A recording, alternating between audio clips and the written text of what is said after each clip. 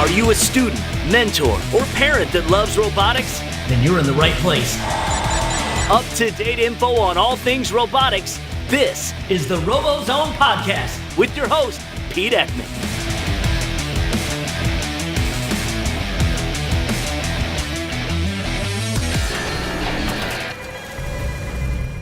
The RoboZone Podcast is brought to you by Kettering University. It's a Kettering-built world. Hello and welcome to the 40th episode of the RoboZone Podcast. This podcast is for Tuesday, November 28th. In this episode, we talk to Andrew Spiece and Jeremy Callahan. Jeremy Callahan is, like myself, a brand new mentor for a rookie team here in Michigan. So get your favorite beverage, get some popcorn, pretzels, or whatever you like to snack on, and let's get to the episode. The RoboZone Podcast is brought to you by AndyMark.com, your robot parts experts. Hi, this is Pete Eckman with RoboZone Podcast, and with me tonight I have Jeremy Callahan. Please introduce yourself. Hi, I'm Jeremy Callahan. I was on Kettering Captains for 4 years as a student, and I helped out Lakes for the past 3 years, and I just started a team in Holly, Michigan, and it's 7211, the Hollywood Robotics team.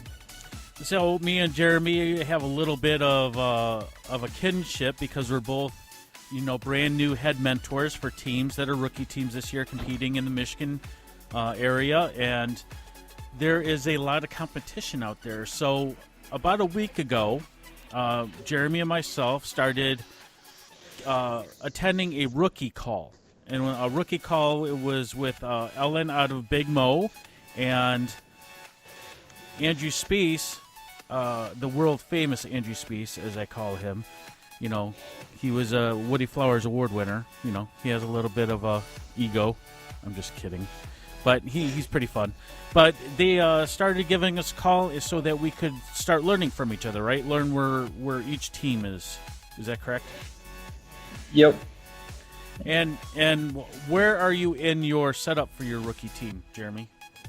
Right now, I'm contacting the school and getting my contacts through the school and figuring out what kind of build space we have, what kind of resources we already have, and then from there going into seeing what kind of resources we need to get and pretty much the bare minimum of starting a team. So, Jeremy, let's back up a little bit. Why did you want to start a new team? Can you give us a little bit of insight? What led you to want to, go insane in the membrane, as they say from an old song back in the 90s? Why would you want to start a team from scratch? Tell us a little bit about that. Well, I think it's just a really good idea just to get students involved. And if you can enlighten one kid, then that's wonderful. But if you can enlighten a whole team of students and what we do as in first, it's just a miracle, and I want to give students the chance that I was received on captains, and I've kind of walked myself into a gold mine with Holly, and they're very supportive of it. Tell us a little bit more about how Holly supported you so far. Well, they just have seen how First has grown with all the other teams in the area. Since we're in Oakland County and Lapeer County, we're so gracious to have a surplus of teams in the area. And so they see that, and they see how they all have grown, and the principal and the superintendent are full support and getting us what we need to be successful. And they're looking into getting us space and students and everything that we need. They're going to try their best to help out with. And it sounds like you have a very similar situation to the team that I'm starting, the FAST team, that's 7056 out of Fowlerville, Michigan. And the Fowlerville school system jumped right on board when I brought it to their superintendent. It's not something they've never had a team. I don't believe Holly's ever had a team either. That's correct, right? They actually did have a team. It was a while back. I haven't actually researched it yet, but I think they were a team for about a year, and it's kind of been Holly has kind of been up and down with FIRST and other robotics programs. Well, I'm sure at this point that you have a lot of experience. You're an alumnus, correct? To FIRST. Yep, I'm an alumnus. So I mean, you know the ins and outs, and when a person such as yourself and myself that had experience with FIRST, I'm not an alumnus, but I'm a prior mentor. So when we start these teams, we kind of know what we need to do. We kind of have that blueprint, if you say, to start a team, correct? Yeah, and you know kind of what you're getting into, and then also you have resources available since you have been around, and instead of someone that just jumps in not knowing anyone from the inside, as you would say. And where have you started fundraising yet? Yes, and if you guys would like, you guys can go onto my GoFundMe page and donate. And I've started a few grants, and we're right now in the midst of fundraising. And what grants have you applied for? The first rookie grant and the Michigan GED grant. Right, the Megs Plus grant, right? Yes. Yep, and that's a doozy of one. It's not really easy to do. I mean, I know Andrew's helped both you and me, and I think Ellen helped you as well get that ready. And Andrew gave me some information to help myself get that submitted. But we won't find that one out until the end of December, I think. But were you lucky enough to get the first grant from, or did you apply for the first grant from First National? Yeah, I believe that was the Argosy grant. Yep, the $4,000 grant. Is that the one we're talking about? Yeah. So you did get that one. Yep. Congratulations. Yep, I received that one already. Yep, and then my team was lucky enough to do that as well, and that was a pretty intense one too. You had to have a fundraising plan and that type of thing. So they wanted to make sure that the teams that get that grant, put the efforts towards getting that grant, and having kids, just wanting to put everyone in a positive manner to get that, the fees that have to be paid so that we can get our names officially registered, which now both mine and yours is. So tell us where you're going to take your team this year, Jeremy. What competitions are you going to compete at? Our two districts that we're doing is, our first one is Kettering University, week 1, and the second one is Shepherd up by Midland, and then we hope to go on to states and worlds. Right, and are you gonna try to put in for the lottery for a third event? I know that happens sometime in January, from what I heard. I have not looked into it yet. Right now, I don't think we're going to be trying for the third one, but maybe in the future. And at this point, Jeremy, how many kids have you signed up for your team? We have about 10 students interested, and we're still recruiting more.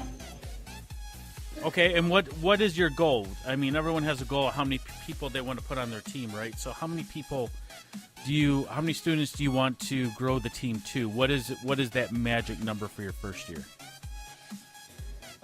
We're shooting for about 30. We think 30 would be a good number to have a decent sized team, and I think with how big the school is, the percentage of kids that we could get eager into engineering would be around 30. Nice. And I know that here in Michigan, I know it doesn't happen in every state, but here in Michigan, there is an organization called First in Michigan, which is a great a group that's headed by Gail Alpert that really makes sure that we're set up for success.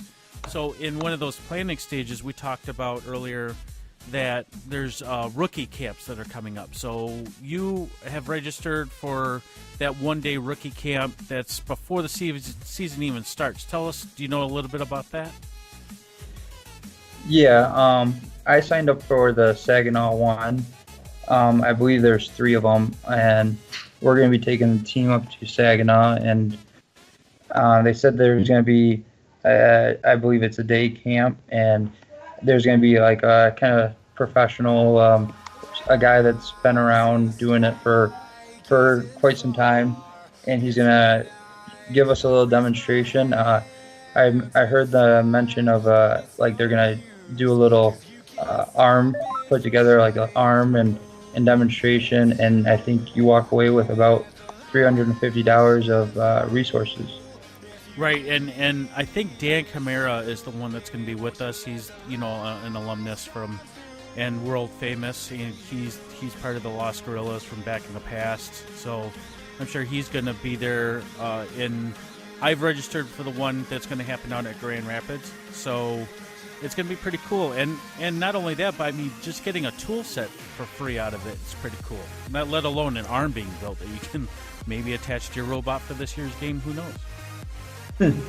Yeah, I know that being already alumnus of the team and knowing how FIRST works, I think that is a tremendous resource for teams that are starting out who might not know anything of what they're about to get themselves into.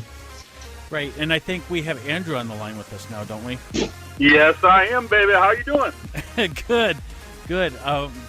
Welcome to the call. We've already started recording, but better late than never, as I say.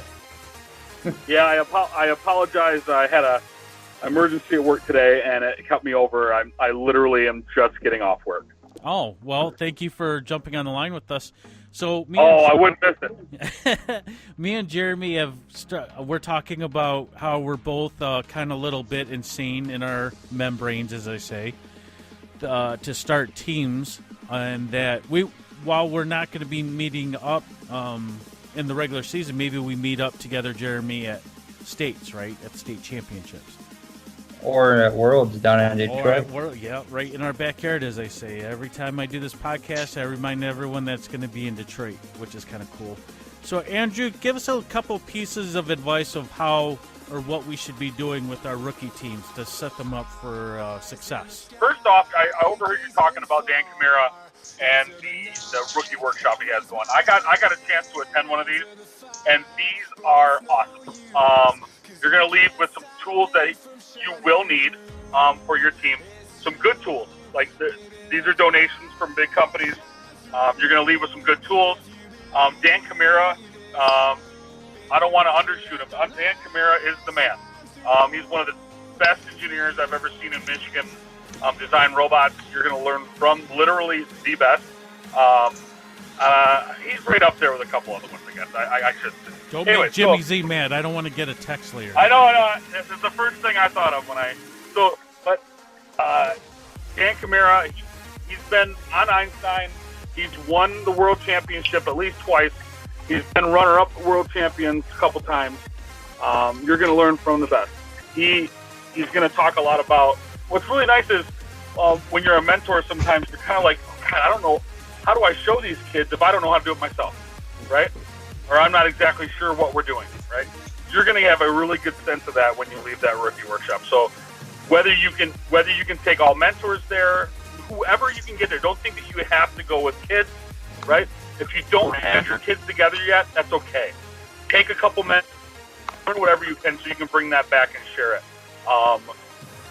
As you're a rookie team, you're going to struggle a little bit with like getting kids to places, figuring all that out. You're still figuring all that out. That's okay. Like, get the mentors there. If anything, yes, it's about the kids, but unless we know what we're doing, they're not going to learn anything from it, right? So make sure you get to some of those. Those are awesome. Any workshop that you have coming up, if you feel free to email me if you're not sure what things to attend, and I'll give you some ideas. The one thing that I think you want to be doing at this time, and it kind of depends on where you're at. Each rookie team's at a different spot. I think if you guys talked about kind of where you're at with your two different teams, you're both in totally different spots right now, right? And that's okay. What you want to be doing is setting those kids up for success, right? Pumping them up, teaching them first culture, getting them invested into the program, getting them invested into each other, right? Form your team culture now, right? You might not have a robot or anything that you can build yet. Well, you can be doing team building. You can be get an old game and then analyze the rules, right? Watch the animation of how the game is explained that year, and then just see if the team can figure out a good robot to build that will win the game, and then go watch the World Championships from that year and see how close they were, right? I guarantee you they weren't close. Well, that's because we all know, because we all have prior experience, Andrew, that the game from the start of the season and the game at the end of the season are two different games. Agreed. Well, but those teams that analyze the game and that they're doing it for years, you'll see a lot of them repeat on Einstein from year to year, right? Right. That's because they learn to analyze the game. They see the things that are coming out. The more you can get your head around that strategy of the game, right? Some things don't change from year to year. The size of the field doesn't change from year to year, right?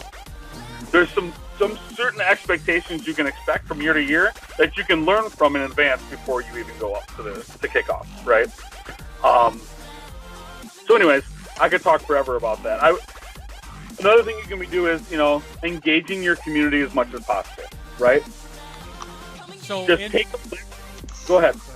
Andrew, what can rookie mentors like myself and Jeremy be doing to fundraise at this point? Because most fundraising happens in the summer, right? In the off season. Right. Now we've pulled the trigger to start new teams. How can we do that fundraising now, other than charging kids to participate, which most teams do? I know I'm doing. Jeremy, are you charging to be on the team for your team?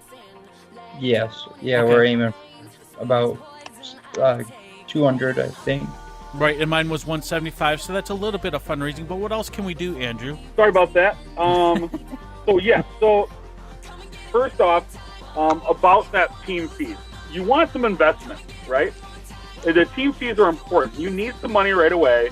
You're going to have to buy the kids' uniforms. You're going to have to do stuff like that. It's important that they feel that there's a little bit of investment from the parents and that right out of the gate. That's one feeling that I've always had that's important. And I think they need to understand, what the budget is, what you're spending the money on, and that sort of thing, right? So now beyond that, though, you're going to want to start, in sales, we call it filling your funnel, right? At the top of your funnel are your high-level contacts, right? You want to start filling your funnel. This is the most amount of grant money you're ever going to get, right? Take advantage of the fact that you're going to have that money this year and start building your funnel, right? So your funnel is your big corporations. And when I say corporations, whatever the biggest employer is in your community, I would talk to them about your program and tell them what you're doing. Use the fact that you're new to the school as a promotional thing. So you say something to the effect of, we're starting this new program at the school. It'd be great to have you on board. Can we come in and talk about what we're going to do this year and see if there's anything you can do to partner with us, right? Right. I had my daughter home for the holidays. She's at the University of Michigan, and shout out to Lily Ekman. I know she listens to these podcasts. But I had Lily home, and she was with the Engine Nerds and then 70 and 494, and I asked her I started picking her brain as an alumnus, and I said, yep. Lily, look at everything that I've done and all the documentation I've done, and I said, can you give me any edits? So she gave me a bunch of edits, and one of the things she brought to my attention is, this is the first year, because we're a rookie team, any company or organization that supports you is a founding sponsor, a founding member. Yes, I love it. And to use that to pull on the not pull on the heartstrings. It sounds like I'm trying to, pull something on someone, but it's for real. It's the very first year. You only get your rookie grant once, so make them feel like they're a part of something, that they're founding this team. So another thing you want to do is, one thing I did that really helped a lot was I stayed away from the word sponsor. Right? Yeah, a lot of them are going to give you money. right? Yeah. But if you talk to them about being your partner, Right. your partner, Partnership. right? Because if sponsors, you want to differentiate yourself a little bit from all the softball teams, baseball teams that are all going out and asking for sponsorships, right? So one thing that we did that was really successful, and this is a really common practice now from a lot of the big teams that are raising lots of money. I'll give you an example. Team Rush, Team 27. They're the ones that I kind of stole the partnership idea from. This is something that they started years ago. They're raising like $32,000 a year with partnerships, right? Now, every community is going to be different. I get that, right? But there's a lot you can do from your little community. And you start with every single little business. And sometimes you might think, oh, $100 here, $100 there. That's not that important. But when you go to look at what the ideals of FIRST are, right? The ideals of FIRST are to spread the word of FIRST, create partnerships in your community, reach out to your community. That's part of what you're doing. In return, you're probably going to get some benefits from those community members, right? So that you're not only following the ideals of FIRST, but you're also being lucrative and back to your program, right? Like, I never took. Now, another thing you probably want to do is really analyze. You can ask any experienced mentor out there about kind of what are the things you're going to be looking for, right? So one is money, right? Another one is food. Very common thing, you need to feed your kids. If it's a pizza place, hey, will you supply us pizza for one night, right? Yeah. Will you, right? Another one is a steel place or a metal, like a metal sales place. Well, can you supply materials for us? We could use 6061 aluminum. Are you willing to do that? A lot of times they'll say yes, and that is going to seriously help you more than a lot of partnerships. Go to Home Depot. Home Depot does a lot of sponsorships. Say, hey, will you sponsor our team? They might give you a $50 gift card. But with that $50 gift card, you can turn around and buy, one field element worth of wood, right, to build one of your field elements during the season, right? So there's a lot of, all that little bit of money it does add up over time, and I highly recommend doing those. I've heard of teams I knew a team that actually got their conference room flooring done from a flooring company, right, because the flooring needed to be done. The carpet was bad. Okay. Right, as a sponsorship that year, right? So you never really know what you're going to need, right? And I wouldn't turn anybody down. And then make sure whatever you do, save your contacts. I can't stress that enough. You make contacts. In sales, we use something called dynamic CRM, right? Yes. But it could be done as easily as a spreadsheet. And when I ran my team, all I did was keep this giant spreadsheet of contact information, keep little notes of what it is that you contacted them for, anything that they'd be willing to help you with, and then you keep that contact information for future. And every year, update them on what you're doing on your team. If someone tells you, no, I'm not going to be able to help you out this year, that doesn't mean they're not going to help you next year. Right. Never turn away or never leave a bad impression on someone because they don't give you what you need. Because you never know when they might turn it around at a later date. And don't be afraid to say, okay, that's great. If you can't help us out this year, I completely get it. Times are tough, and so would you be interested in just being on our mailing list to hear about what we did this year? And all it is a simple email that you send out to all your contacts once a year, twice a year, to let them know how you're doing. So now, when you go to ask them for money next year, the conversation is different. They already know about you. They've heard about you. I believe they call that an email blast, Andrew, in the business world. Exactly. There's some really easy ways to create newsletters the kids will have fun with, right? Like, if you're getting to that where you want to do it, let me know. I have a video that shows you how to do it using Google Slides, and it takes like 5 minutes, right? And the kids eat it up. And it's just, and one thing I always tell teams is really focus on like what it is they're going to have to do for FIRST. There's plenty to do there, right? Don't think you need to teach them everything about web design. You do not need to teach them HTML from the ground up, CSS, all the different programming languages, right? You don't need to do that. They will learn that as they go along, but they're learning on the job. Remember that. That's kind of what I always tell people. is they're learning on the job, right? So that's okay, and that's okay to do. We do that in the industry all the time. I don't know how many times I've gotten a job, and I didn't learn until I was on the job. I'm doing that right now, right? Right. So the only thing that I can add to what you said about the sponsorship or the partnership, I'll correct myself so I'll make sure I use the right terminology, Andrew, is to make sure you have a packet, a sponsorship or a partnership packet before you go talk to people. So you can inform them of what this is, what FIRST Robotics is, because there's a lot of people that don't understand. And if you don't have like levels, there's levels of partnership too. I created one that's got like 8 levels. Anything from just a mention on the website to getting the main spot on the back of the T-shirts that we're going to wear at a competition. Make sure you do all that work ahead of time so that you're really prepared for every question they're going to ask you. Because in a lot of times you're going to use the kids to go do the sponsorship or partnership drive. For lack of a better word, and they're going to need to know that information before then, because if you're trying to do it in mass, which everyone wants to do to cover an area, they need to know that information. Is that a good approach? Yeah, agreed. And if you're like, oh my gosh, I don't have time to do that, just email one of us. We will give you a document, right, that you can edit. Like, I think I have a document. Gail gave it to me, right? And steal from the best and fake the rest. Right? Like, don't be afraid to, like, email. Like, FIRST has a culture, right, of helping and a culture of giving, right? All of us will do it, but we're all busy, right?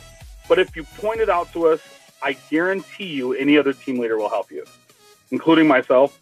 I've got documents up my wazoo. I think my first year on the team, all I did was collect other people's documents to see what works, see what will work with my team, and do adjustments every year. Remember, it's continuous improvement, right? Right. So, like that fundraising plan, I have probably 3 different versions of it. If someone needs it, email me and I'll send you an editable document. We'll right? put your email in the show notes too, so you can contact you. Control H is your friend, right? Control H, find and replace. So, Jeremy, I have a question for you. How are you staying in contact with the kids that you do have signed up now?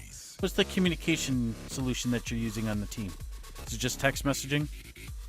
Well, I actually have not got in contact with them yet.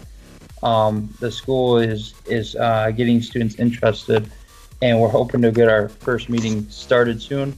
But I have I got in contact with, I'm using Slack. I love that word. Say that again. Say the word again. Slack. That word. Yeah. Say it again. One more time. Slack. Yeah. I have Slack. I love Slack. It is I an think that's amazing probably, communication yeah. device. Yeah, I think that's one of the most powerful tools I've seen used on a FIRST team recently is Slack, and we're using it on our team. It's, I'm incorporating it into the team I'm working with, and I highly recommend. I will say that text messaging, setting that up, some kind of text messaging service for emergencies, I would highly caution how much you text message because they'll get sick of you, right? I would recommend it for emergencies though. Say you need to cancel a meeting or something like that. But there's still nothing's going. What I always told my team was that official communications from me on the team will either come over text message or email, right? Or a phone call, obviously. Just because you can put more in an email, right? And you can send them places in an email. And especially when I'm communicating with the entire team and parents, right? Right. Right now is your time to set up your full program communication, right? That to me is kind of more of an inner team communication, like team members communicating with each other and mentors. And what's really nice is it creates a completely public space where adults can work with kids and they're completely monitored at all times because all the other adults on the team are monitoring it too. Right. Well, right? I took Slack to the next level. This is how much I love Slack. Okay. So the assistant superintendent for my school system, the principal for the high school are all in my Slack. They're both in my Slack. and I've warned all the kids and all the parents that they are there because it's oversight. Awesome. It's oversight, right? Yep. So they know everything that's going on. There's nothing held back, and everything is in Slack. I have a channel that has all the documentation of all the documents the kids need to download, fill out, and turn back into me. There's a calendar that's on there that and integration within Slack is it's sky's the limit. So we have a team Google Calendar that I've attached to Slack. So anytime I add something to the calendar, it puts it in the Slack channel. So isn't that awesome? They can never tell me they don't know what's going on. No one can have that excuse. So I implemented one on mine. You might check out. It's for stand-up meetings, right? So it's like a virtual stand-up meeting. And if anyone who's worked in industry before kind of knows what a stand-up meeting is, right? So we do every Saturday. I set it up every Saturday. It comes default every day, but I set it up every Saturday and ask the questions to everyone in Slack. What did you work on last week? What do you plan on working on this week? And what are your barriers right now? Right? And then when it'll ask them that automatically, a robot, like an app, a little AI does it, and then it spits it out to the team, right? And you can spit it out to any one of the channels you want. And then what's really nice about that is the students are creating some accountability with each other, right? And they're starting to feel that pace of what everybody else is getting done, right? It encourages some like work habits and work ethic, right? And it's been working really nice. And I also there's a happy birthday one that if you put your birthday in, it'll wish them a happy birthday on their birthday. That's cool. There is one limitation. It's not a limitation, it's a warning. If you use Slack, if anyone out there sets up a Slack channel or a Slack solution for your team, which I can't I can't recommend any more highly than I already am. I'm the cheerleader for Slack. Is that they have to turn on notifications for the app that they download on their phone, the tablet, or their laptop. They have to turn notifications on. If they don't turn notifications on, you can put as much stuff in the Slack as possible, but they're not getting it. Yep. So agreed. Anyone out there using Slack, please turn on notifications. Well, what's nice about their notifications, too, there are times where it might not be a good idea to be getting notifications, right? I'll give you an example. I tend to work sometimes on my end first.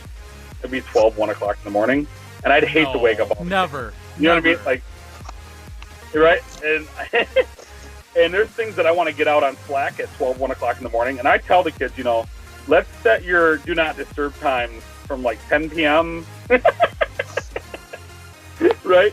Yeah. Just because I don't want to, tease anybody off. So there is some caveats in there that you might want to work out with your team. But I completely agree.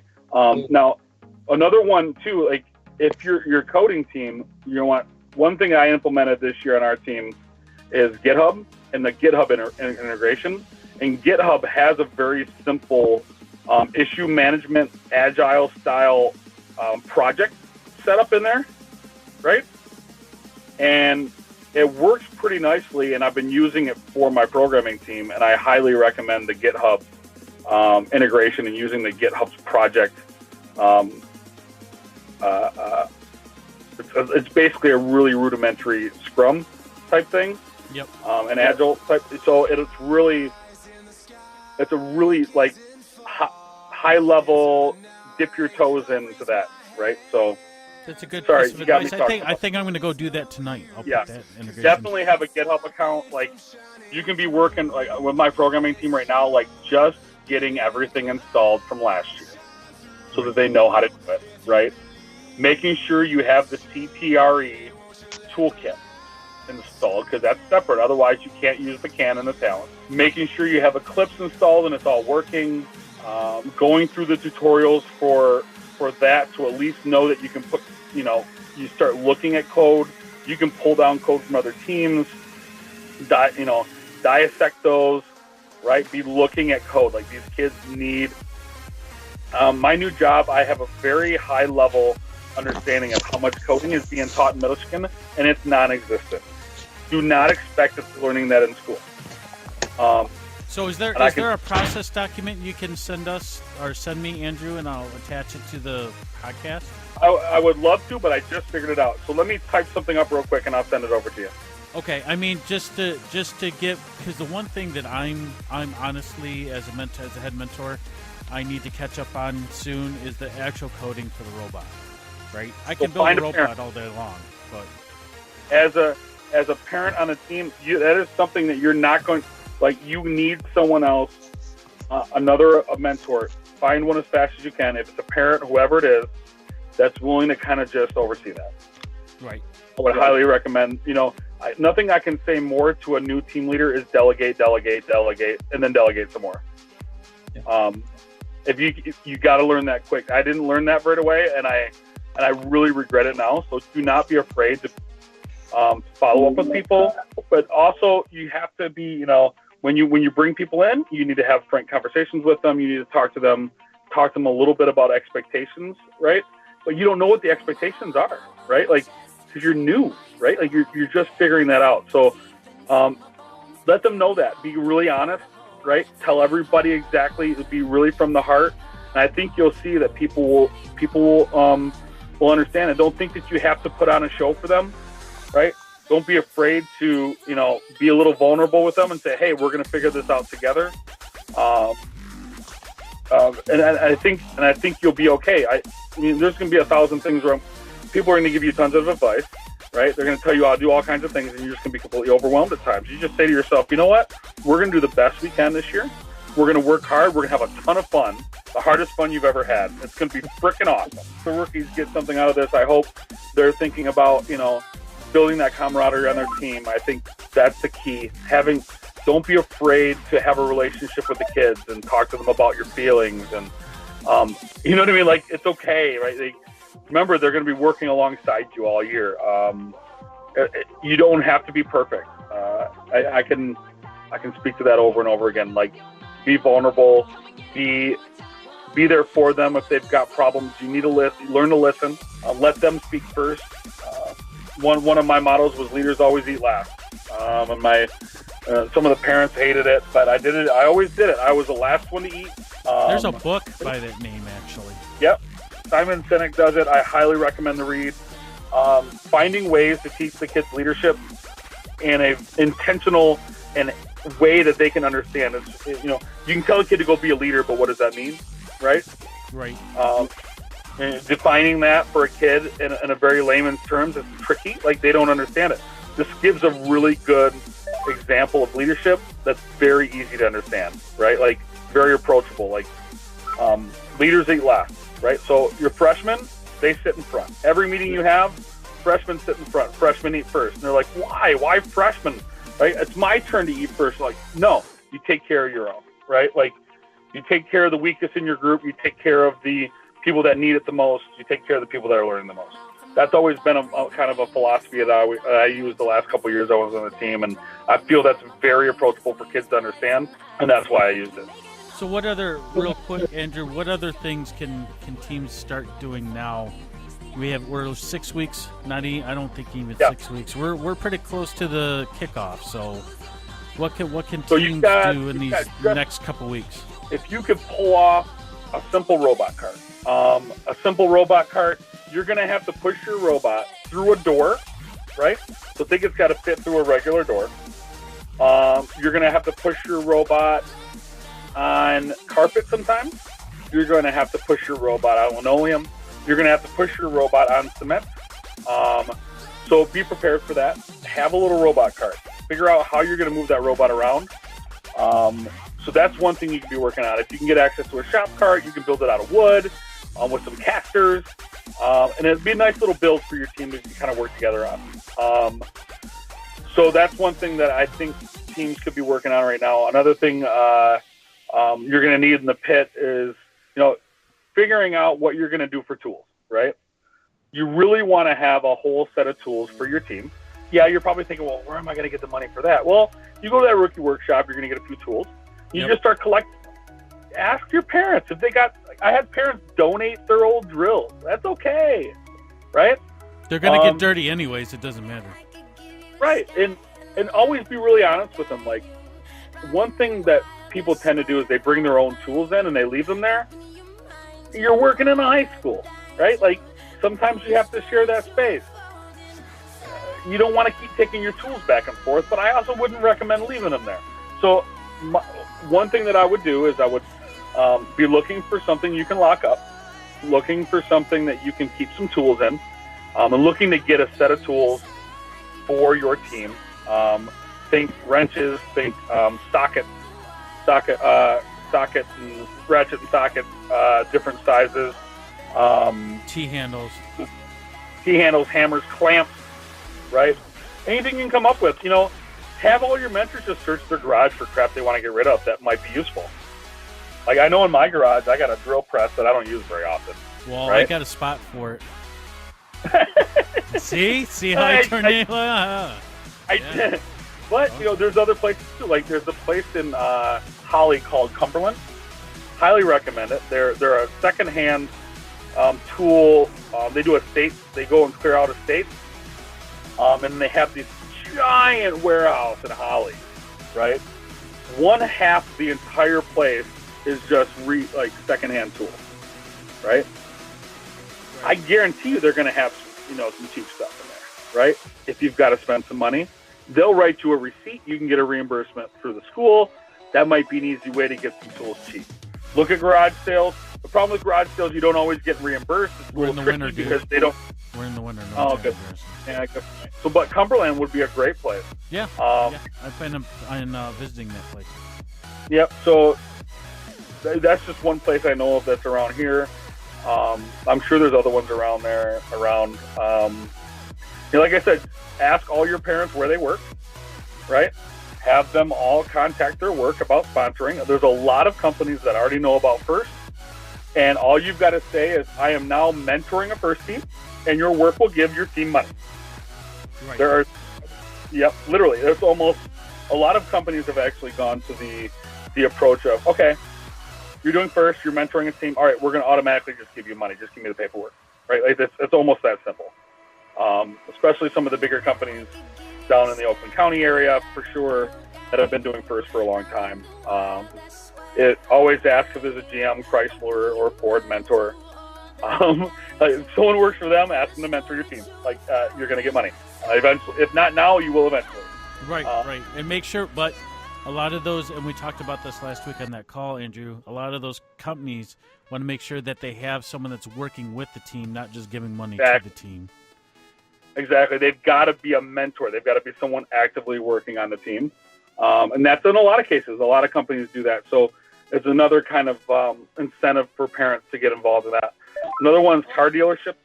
I know a few years back, all the GM dealerships got a letter from GM encouraging them to sponsor teams. So I would highly recommend hitting any GM dealership near you. Ford dealerships are usually pretty lucrative because there aren't as many up this time, at least in my area.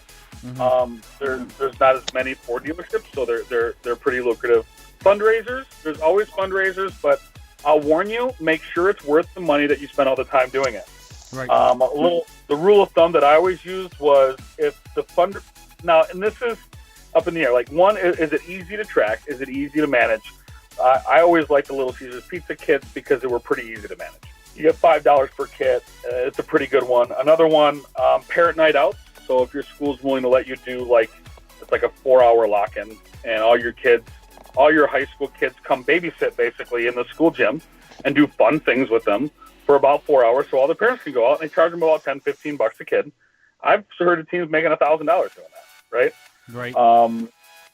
I've seen. I'm doing a can drive. A can drive. I know that the engine nerds make a buttload of money doing the can drive. Can drives are tricky. Can drives are generally really successful in areas that have lots of subdivisions, right? So in Grand Blanc, there's lots of subdivisions, and about a third of their population in Grand Blanc lives in apartments. Right. Right? So Grand Blanc is a very good place to do a can drive, because you have to go to these places with kids, with trailers, to go out and get these cans, right?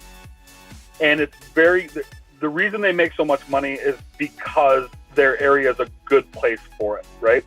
For instance, I was in Ortonville. There's no subdivisions in Ortonville. Very spaced out. Right? Well, and like how Jeremy, Holly doesn't have a lot of subdivisions, do they? But Holly has a lot of neighborhoods, right? They do have a lot of like city neighborhoods. Holly would be a good place to do a can drive. I think you could be pretty lucrative there. One thing we did in Ortonville that was a little different, back when metal scrapping prices. When metal scrapping was high, we were making good money off metal scrapping because we had a metal scrapping place right in town. We made $1,500 one year in metal scrapping, right? So, you have to find what works for your area. Not every area is perfectly the same, but there are people who have done things. Talk to the Howell if you ever research Quartermania and Howell Robotics. Oh, they've already contacted me about it, so I will get them on. I'll get them on the line one of these days. Get them interviewed about that. My stepmother works for Chrysler, and they sponsor, and she was invited to it, and I actually got to go. Tons of fun, right? It was a lot of fun. We probably dropped over $100 there that night. Between me and my wife, my dad, and my stepmother, and it was a ton of fun, right? It really was a lot of fun. Highly recommend. It's kind of a new twist on auctioning / bingo. Right. I'll get them on the podcast. We do have Jeremy back, so Jeremy, welcome back. Thank you. Yeah. Andrew can feel your pain when it comes to janky internet, because we've lost Andrew in past podcasts when he was on his janky internet. So, Jeremy, what kind of fundraising are you doing for your team right now? Well, right now I'm going to fundraise Big Mo for a better internet. But yeah, hey, you gotta make do with what you got. Sure. But right now we're just doing GoFundMe, and we're working on grants, and we're also looking at going to businesses in Holly and seeing what kind of area Holly has.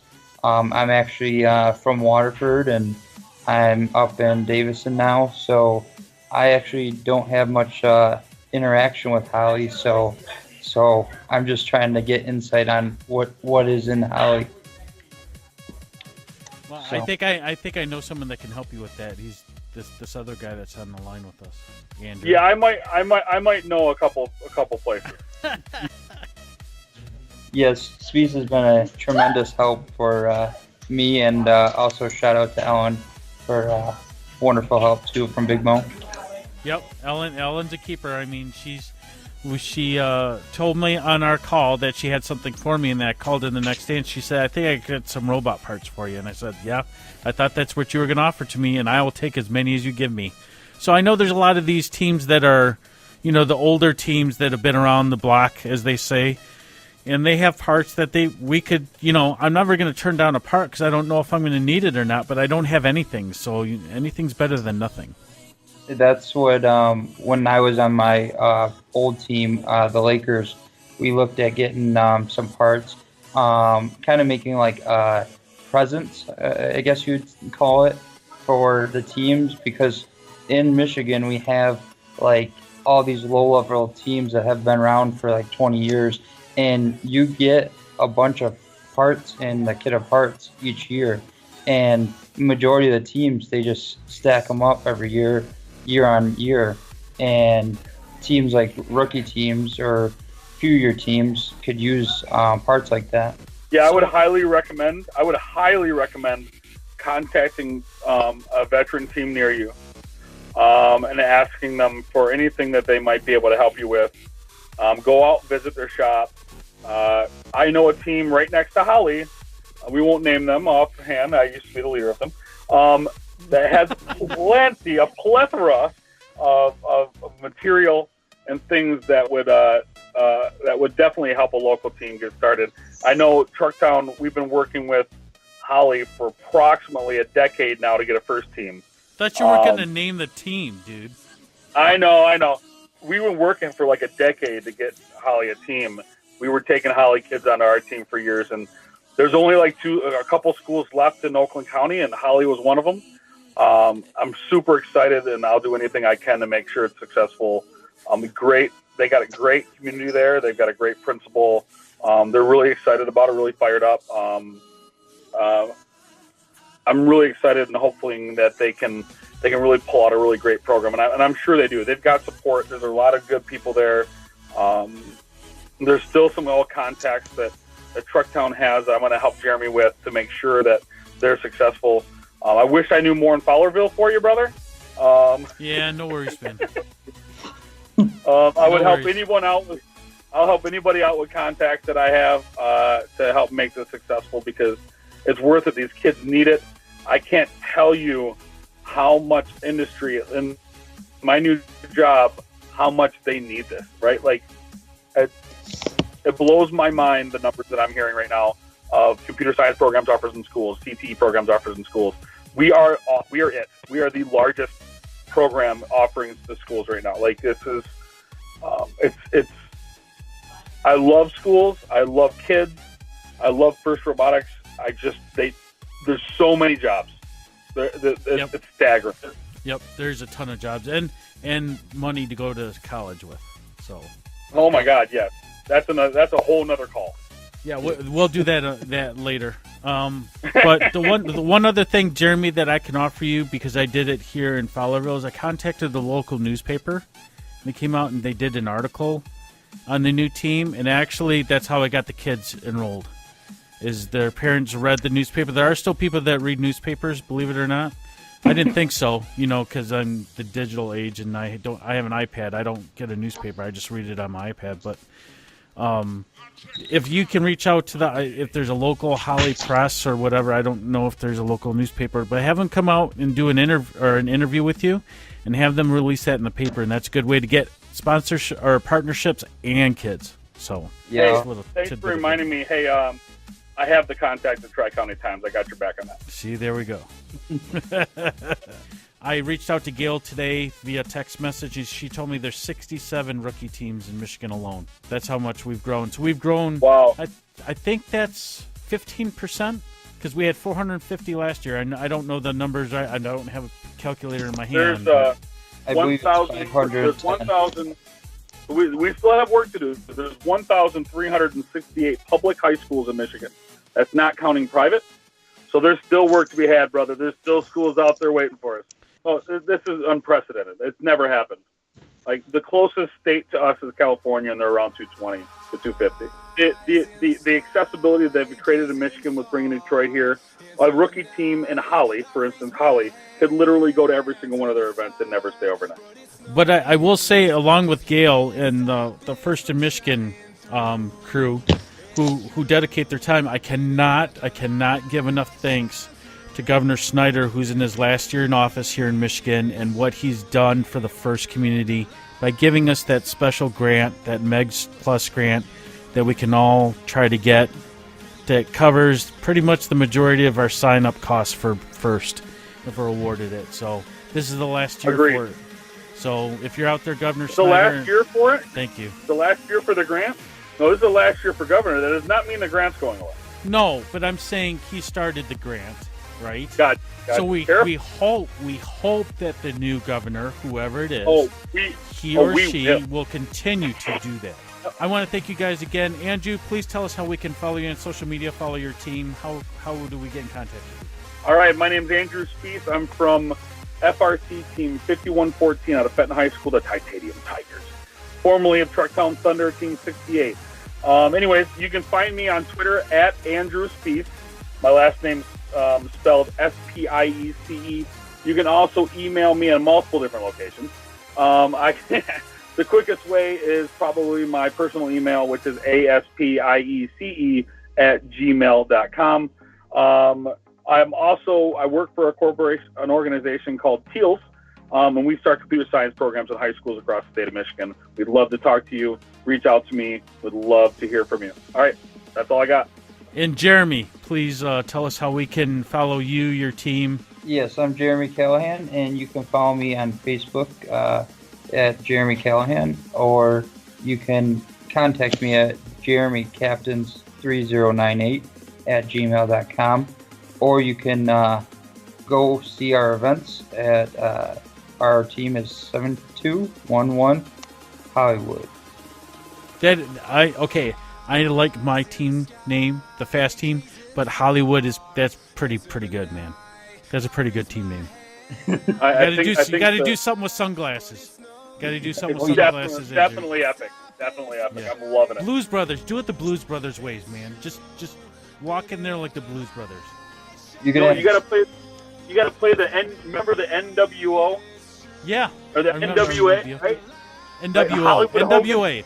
You can't use NWA music as a first thing. Come on. NWO, yes, not NWA. You guys are going to stay tuned. They all got black bandanas on, and no face. You guys are going to have to stay tuned to see more. All right. Thank you guys for coming on the podcast. I would again like to thank Andrew Spiece and Jeremy Callahan for coming on the episode tonight, giving us some insight on how we can help rookie teams get ready and make themselves successful for the upcoming season.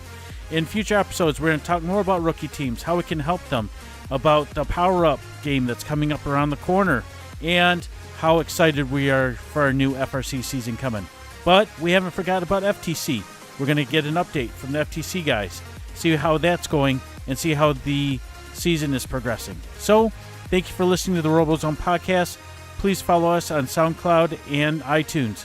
Thank you for listening, and we'll see you next week. The RoboZone podcast is brought to you by Kettering University. It's a Kettering-built world.